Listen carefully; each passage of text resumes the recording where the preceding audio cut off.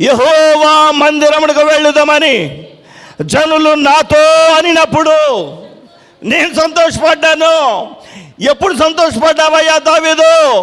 ఎప్పుడు సంతోషపడ్డావు నువ్వు అని అడిగితే దావీదు అంటున్నాడు, జనులు నాతో దేవుని మందిరానికి వెళ్దామా, చర్చికి వెళ్దామా, దేవుని సన్నిధికి వెళ్దామా అని నాతో అనినప్పుడు నాకు సంతోషం కలిగింది. హల్లెలూయా, హల్లెలూయా. దేవుని సన్నిధిలో ఏం దొరుకుతుందో దావీదుకి తెలుసు. దేవుని సన్నిధిలో ఉంటే ఏ విధమైన ఆశీర్వాదం ఉంటుందో దావీదుకి తెలుసు. ఎలాంటి కృప దొరుకుతుందో తెలుసు, ఎలాంటి ఆదరణ దొరుకుతుందో తెలుసు. కాబట్టి దావీదు అంటున్నాడు, జనులు నన్ను దేవుని మందిరానికి వెళ్దాం వస్తావా అని అడిగినప్పుడు నేను సంతోషపడ్డాను.